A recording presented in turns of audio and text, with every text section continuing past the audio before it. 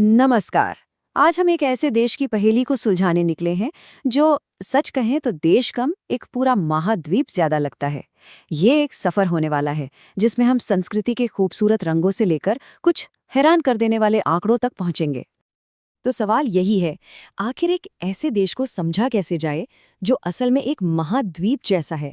यही वो सवाल है जो हमारे आज के इस पूरे विश्लेषण की कह सकते हैं नींव है। तो चलिए इस विविधता के धागों को एक एक करके खोलना शुरू करते हैं। तो शुरुआत करते हैं भारत की आत्मा से, उसकी लय और उसके रंगों से। ये वो चीजें हैं जो यहाँ के डांस और फेस्टिवल्स में असल में धड़कती हैं। देखिए, भारत के जितने भी क्लासिकल डांस है ना, उनकी आत्मा बस दो भावों में बसती है। एक है लास्य, मतलब कोमलता, खूबसूरती, ग्रेस, जैसा देवी पार्वती का रूप।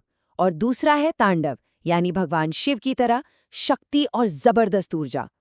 कमाल की बात यह है कि बस इन्हीं दो भावों से डांस की पूरी कहानी बन जाती है। तो भारत में डांस को देखें तो इसकी दो बड़ी शानदार धाराएं हैं। एक तरफ है क्लासिकल डांस, जो हजारों साल पुराने ग्रंथों जैसे नाट्यशास्त्र पर आधारित है। इसके नियम बहुत पक्के, बहुत सख्त हैं। और दूसरी तरफ है फोक डांस, यानी लोक नृत्य, जो सीधे लोगों के दिलों से निकलता है। ये उनके रोजमर्रा की जीवन का, उनके त्योहारों का एक जश्न है। और हाँ, कुछ डांस तो डांस से कहीं ज्यादा हैं, जैसे केरल का कथकली। ये सिर्फ डांस नहीं, ये एक पूरा का पूरा ड्रामा है। जरा सोचकर देखिए, भारी भरकम कॉस्ट्यूम, हर रंग का एक मतलब बताने वाला मेकअप और महाभारत रामायण की जबरदस्त कहानियां जो आंखों और इशारों से कही जाती हैं। ये तांडव की शक्ति का शायद सबसे बेहतरीन उदाहरण है। और जानते हैं, यही विविधता त्योहारों में भी साफ दिखती है। वजह अक्सर एक ही होती है, जैसे फसल कटाई का जश्न, लेकिन उसे मनाने के तरीके कितने अलग हैं। केरल का ओणम हो, असम का बिहू या फिर तमिलनाडु का पोंगल। नाम भले ही अलग हों, पर भावना एक ही है, प्रकृति को धन्यवाद कहना। लेकिन कुछ त्योहारों का मकसद बिल्कुल ही अलग होता है।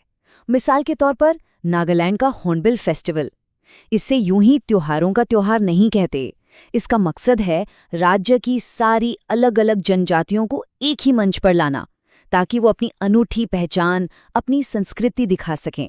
ये सचमुच में यूनिटी एंड डाइवर्सिटी का एक जीता जागता सबूत है। अच्छा, तो ये तो हुई रंगों की बात।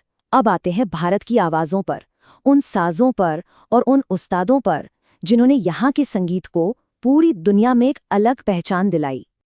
अब देखिए, भारत में हजारों तरह के साज हैं, लेकिन उन्हें मोटे तौर पर 4 परिवारों में बांटा जा सकता है। पहले हैं तत्वाद्य, मतलब तार वाले इंस्ट्रूमेंट्स जैसे सितार।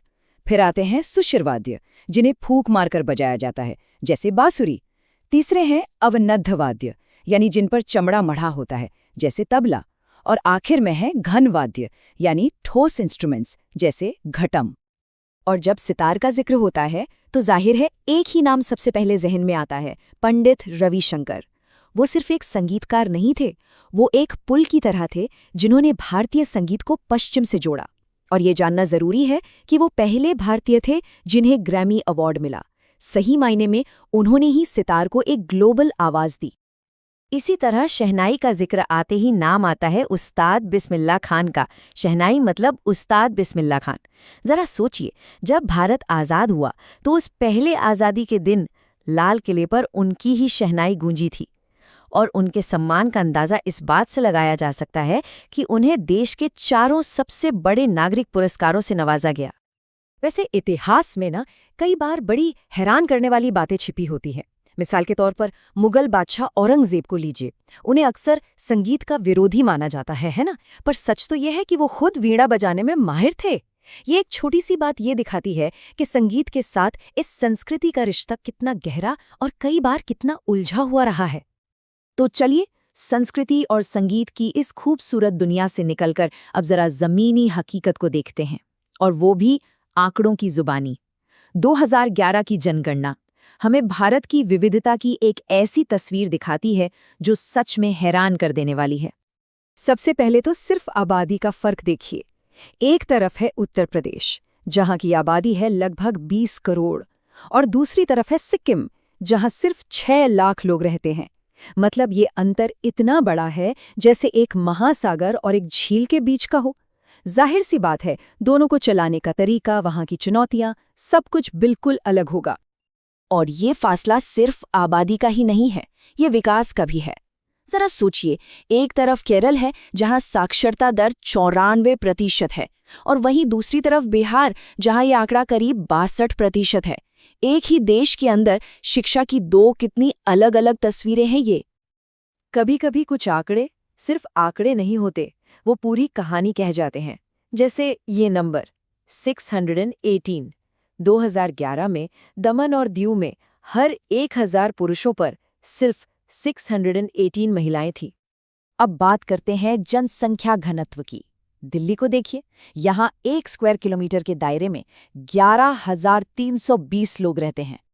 और अब दिल्ली के ठीक उलट अरुणाचल प्रदेश को देखते हैं।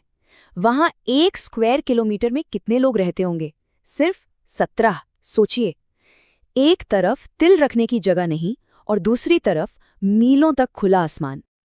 तो घूम फिरकर हम वापस उसी सवाल पर आ जाते हैं जहां से हमने शुरू किया था। ये एक ऐसा देश है जिसमें कथकली का ड्रामा भी है और 618 जैसा एक सख्त आंकड़ा भी, जहां दिल्ली की बेहिसाब भीड़ भी है और अरुणाचल का गहरा सन्नाटा भी। तो सवाल ये है कि आखिर वो कौन सा एक धागा है जो इतने सारे विरोधाभासों को, इतनी विविधता को एक साथ बांध कर रखता है? शायद यही भारत की सबसे बड़ी और सबसे खूबसूरत पहेली है।